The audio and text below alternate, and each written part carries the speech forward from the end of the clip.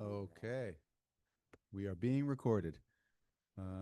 So welcome. This is the Zoning Board of Appeals meeting of November 6th, 2025. This meeting will be held in a hybrid fashion with the opportunity for both in-person attendance and remote participation. Please note that while an option for remote attendance and/or participation is being provided as a courtesy to the public, the meeting/hearing will not be suspended or terminated if technological problems interrupt the virtual broadcast unless otherwise required by law. Members of the public with particular interest in any specific item on this agenda should make plans for in-person versus virtual attendance accordingly. The meeting will be held in person in the main meeting room of the Deerfield Municipal Offices. In accordance with the Mass General Law, Chapter 30A, anyone intending to record the meeting must identify themselves to the clerk and provide their name and address for the record. So we'll move to the agenda. We'll have a call to order. So called. And we'll do a roll call. Gabby, Richard Harrington.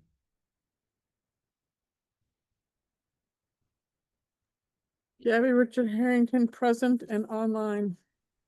Thank you. Tia Christensen. Tia Christensen, present and remote. Thank you. Mark Brennan. Mark Brennan, present. David Potter, present. We need to approve the minutes of September 18th, 2025. I'll make a motion to approve the minutes of September 18th, 2025. Seconded, Gabby Richard Harrington. Thank you. I think Mark beat you to it, but whoever Sorry. Amy likes to record is fine with me. Any discussion, concerns, questions about the minutes from September 18th? Gabby, shaking your head no? Tia, you're good? Mark? All set. All set? I'm all set too. So let's move to a vote. Gabby, how do you vote on the motion to approve the minutes of September 18th? I vote aye. Thank you. Tia? Tia Christensen, I, remote. Mark Brennan, aye. David Potter, aye.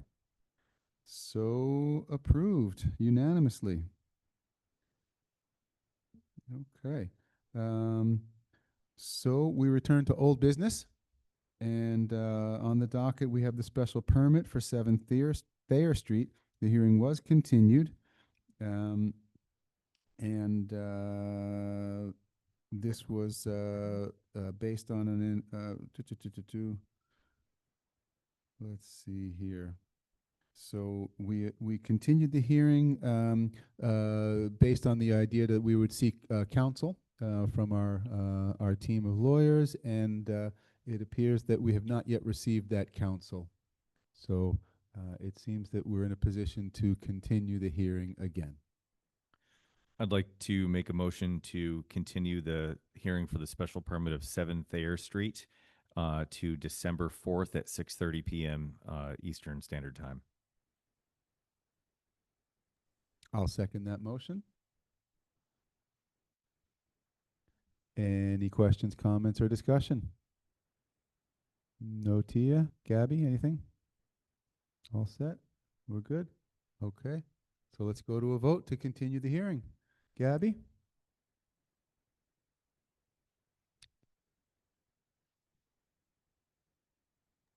I vote aye. Thank you. Tia? Tia Christensen, remote, I. Thank you. Mark Brennan, aye. David Potter, aye. So we're going to continue the hearing to December 4th, 6:30. Hopefully we'll have some clarity. And thanks for coming. All right. All right. All set. Thanks very much. Good to see you guys. Thank you all.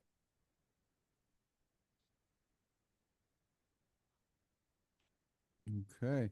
So no new business. We have other business. We wanted to discuss standard conditions. Yeah, so you have the standard conditions that staff reviewed. The first 2 are based on opinion from council. And then I think the rest are pretty basic. And just a matter of whether you guys, how you feel about them. We're looking at this. Okay. Is it in this? Gotcha. Yeah.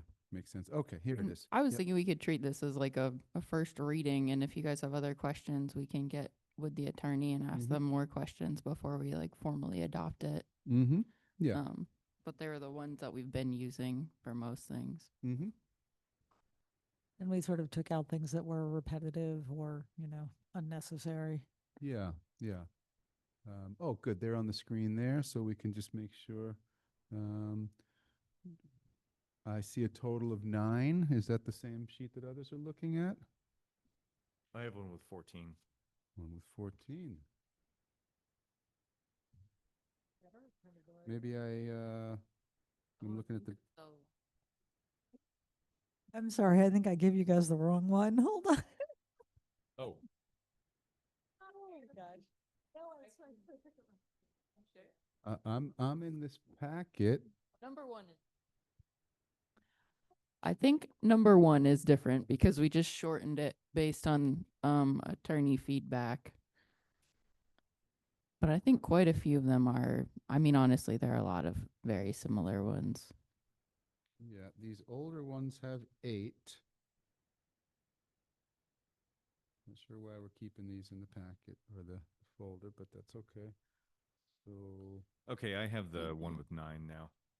all right, Gabby and Tia, Tia, you got a question?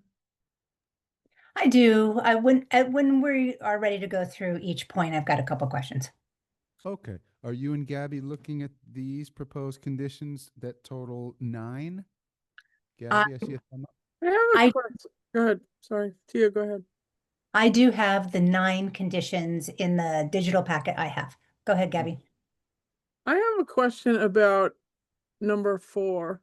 If Mm. if we're in the process of approving a plan and the people that are asking for the approval continue working or go ahead and work on something before we've approved it, is that our problem or building inspector or who deals with that? Well, what do you mean, like during construction? Like if somebody comes to us asking if they can do something and you drive by and they're already doing it without our permission, is that a building inspector, a planning board? Who is that? Yeah, that's building commissioner because he's the zoning enforcement officer. Uh, So like if you just see something random happening, right? Is that what you're saying? Well, I never know when I can just ask questions, but the Thayer Street project, for instance, is being worked on and we haven't approved it yet. Yeah, well, if it doesn't get approved, they don't get a certificate of occupancy, right? But they're not supposed to keep building. They're not building though, they're doing interior renovations and they could still not use it as a residence. You know what I mean? Like they could still, they're technically allowed an ADU by right up to 900 square feet, which Bob could permit, or they could just use it as storage. So if they keep building, they just would have to change it from a 3-unit to a 1. Right, and Bob would Okay. then sign off on the building permit. So it's a Thank you. different process, Okay. yeah. That's it. Okay. Thank you. To answer your question though, Gabby, it's both. So we can actually meet and make a motion to ask the zoning commissioner the building commissioner to enforce any zoning bylaw that we ask him to enforce. So I believe the answer to that question is both technically, but it would Okay. normally be the building commissioner that would take that on, and then we have the ability to make a motion as well. Thank you. Okay. So just looking at number 1, does anybody have any questions? Or I guess, Tia, you have a hand up. You want to just address what your concerns are? Yeah, I think a little bit of it was addressed by Gabby's question on 4, but the Mhm. zoning board and the zoning board's appointed agent shall be notified of any change in ownership of the subject property. How is that going to be enforced and who's responsible for that? Well, my sense is that we are not enforcers, so it's not our problem. But I think Yeah. the building inspector is the one, the agent, right? That would, Yeah. be notified perhaps and need to address the issue. If they're not, you know, It- Yeah, I agree, David. And if it's in here though, then somebody's got to be out enforcing these things. Otherwise, this is just, um, otherwise these have no weight to them. Right. Yeah, Yeah. Bob does. I mean, you don't even have to vote on anything. Someone could just come in and file a complaint Absolutely. about Right, something, yeah. and Bob goes out and checks it, and we figure out what the enforcement mechanism is based on our bylaws. There's it's a non-criminal disposition process that's in our town bylaws that he can write fines and letters, and it's got escalation procedures. We talk with council, like we've got a couple that are ongoing, so it's not like we don't have a process for how to do that. And it probably could be better. There's still some old timey language in our bylaws that, kind of have wavering enforcement teeth. And so we have talked about maybe kind of looking at changing those in the future. But Bob does actually go out and check stuff, and we call people. I called someone this morning about an RV that was potentially a zoning, issue, but it's not. So Yep. Yeah. Okay, and I apologize. Is number one already in our bylaws? Really? Or is it something new? So, it's not in the bylaws. It was suggested by council if you tie the special permit only to the owner, as we've been doing, you leave yourself open to discrimination suits. If a new owner comes along with the exact same use and you deny it to him, that's not great. So this, by asking, them to report new ownership, that gives us the opportunity to check in with the new owner, make sure that the use is the same. If there is change in use, then we can ask for a new special permit. But these things should be tied more to they're tied to the use, not to the person. And Understood. But what Okay. you just said is much clearer than number one. Can't we just say what you just said in there? I think So that we don't discriminate? We just want to know if there's a change in ownership so we can check that the usage is the same. I think that What if we dovetails. just said that? Yeah, but look at Gabby, look at number 2 on the list. And number 2 follows, I think, with the same, concept that they're just separated. But it states Okay. a rationale, so to speak. Any substantive change in use shall require review by the board. So, may I jump in? yeah, go ahead. Well, number one is talking about the change in the ownership property as it is. And then number two is really talking about the use. So maybe you have a giant warehouse and you at first are using it for, I don't know, manufacturing or trucking or something. But then you decide, oh, I'm going to start and open like a brewery. And a brewery is a different use. It requires a different permitting process. It requires an industrial sewer permit because it impacts our wastewater treatment plant. So it's kind of like getting at, one is the property, and then two is like a change in the use of the property, because you might not have a new owner. You might just decide you want to switch your business mechanism.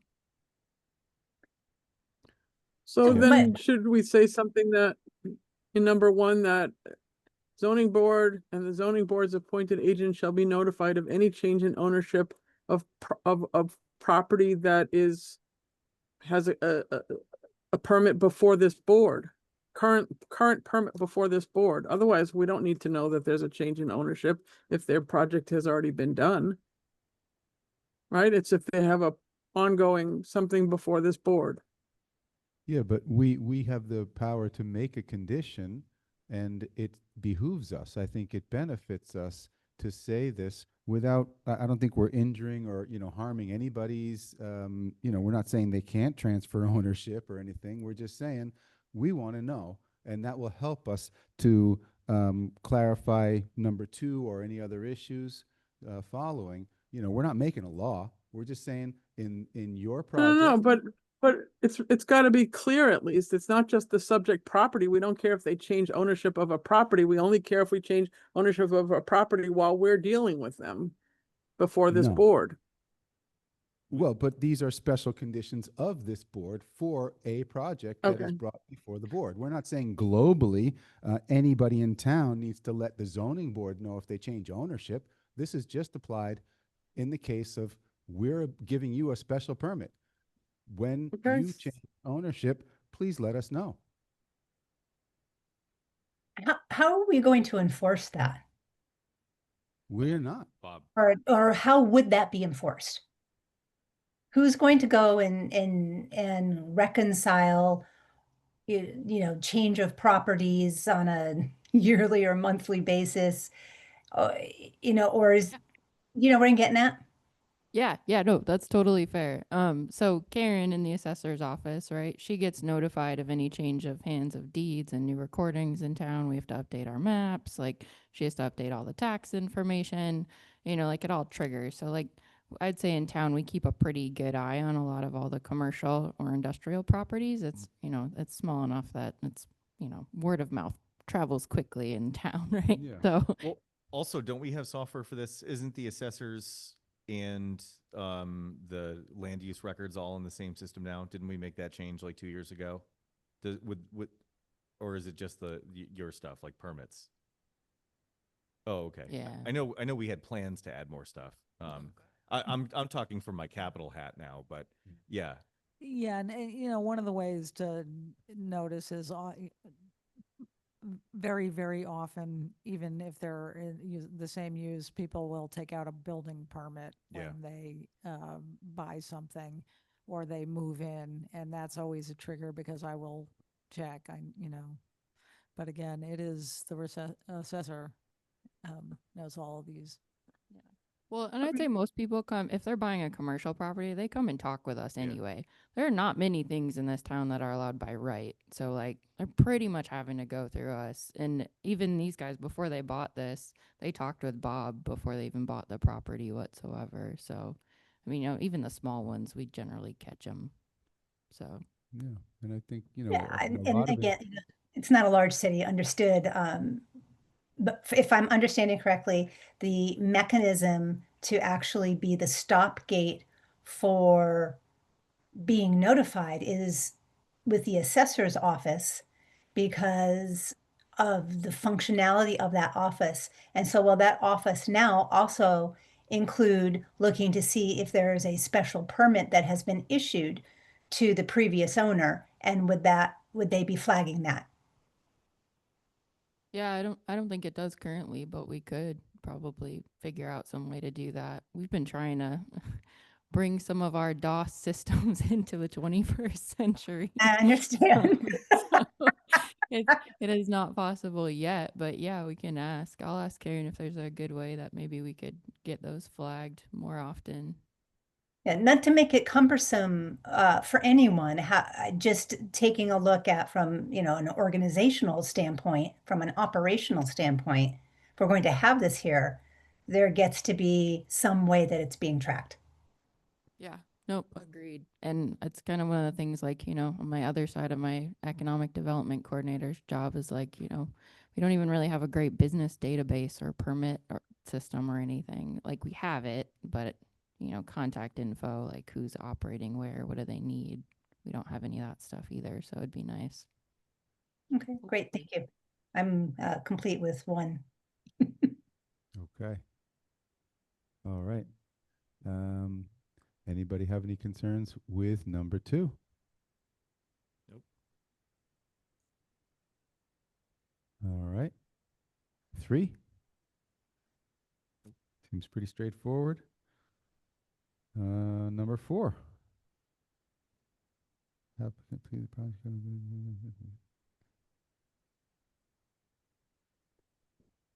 Okay. Number 5.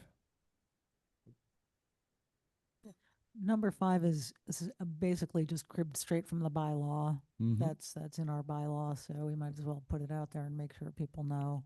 Yeah. And then, yes, they can, if they are, things come up, they need to extend more than a year. They can come back to us. So this has happened several times on the planning board. Mm-hmm. Okay. Number 6. Isn't that from our Okay. bylaw as well? Number 6 is a bylaw, Uh, basically? Yeah, the 24 months is, I mean, that's also in line with planning boards. So, yeah, that's what Amy was talking about. Yeah, I thought so. Okay. Number 7, that we can inspect without notice, et cetera. We already do this. It, Yeah. is that the purview of this board?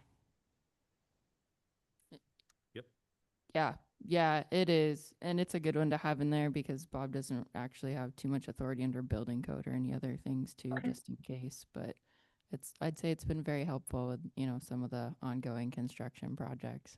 Especially for anything restaurant food related. This one's a big deal. Yep. All right. And number 8. Nope. Seems Wait, can you pretty- go back to 7? What does that last sentence say? The applicant shall. Enforcement authority shall expressly be vested in the board, but also in said building commissioner and Deerfield Police Department. All right. I have a question about the applicant, that last sentence, the 24-hour emergency contact information. That makes a Mhm. lot of sense if we're talking about a commercial property.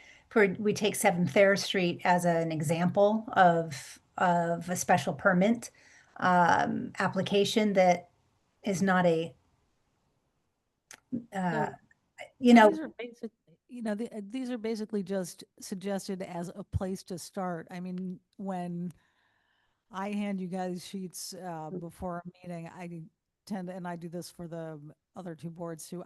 I take out things that don't apply in that one, or, in the meeting, you can just say, oh, this doesn't apply, let's take this out. understood. This is just basically, you're not saying you have to apply these to every single request, exactly as is. These are sort of a jumping off point basic that we can post, and that way people are sort of aware coming in. We don't have to go through them every single time necessarily, but it is just a basic starting point. So should Thanks, it say enforcement if we said we're not an enforcement group? We are What actually should that say in we are actually an enforcement group sometimes. Yeah, sometimes? exactly. We're the Okay. ZBA serve multiple hats, so yeah, we do Okay. have. Okay, yeah, all right. You can if it gets messy, and we'll rely on that. But we could remove that last sentence. I mean, that is a good point, Tia. Like, I mean, not every application needs 24-hour emergency contact. So, I mean, we could pull it out and then it could be one that we add in as needed if we don't. What know, if we wanna that's a keep it. separate number? So it's easy to just take it out if it's a separate number.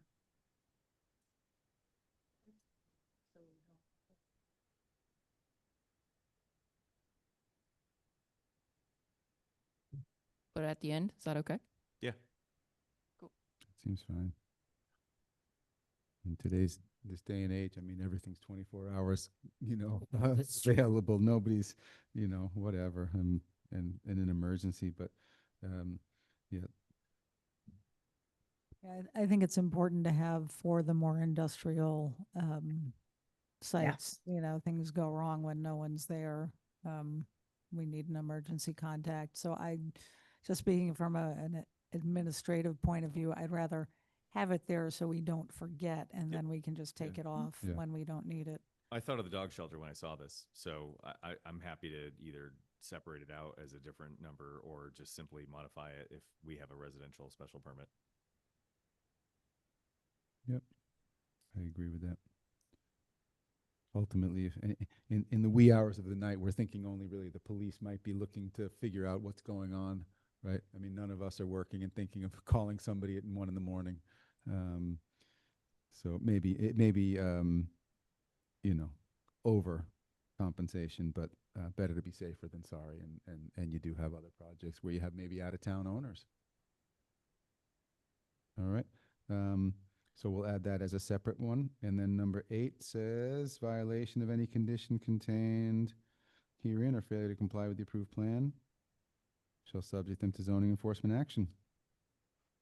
Pretty standard. Sound all right? Anybody have any concerns, questions? Okay, and number 9 seems very much based in typical standard legalese, looking for people to be somewhat efficient and get us back what they, record this in the registry of deeds. And again, I think in the element, the issue of enforcement or who's checking on these, I think some of these are like maybe retroactive. If you find out, well, they're in trouble. We said you had to, and it might not come up unless it needs to come up. But I don't think we need to proactively put an alarm on our calendar and call them up and say, did you do it? Right? We would assume it's done. If it's not done, it's on them. If something comes up legally, they're on the hook. They didn't do it. Well,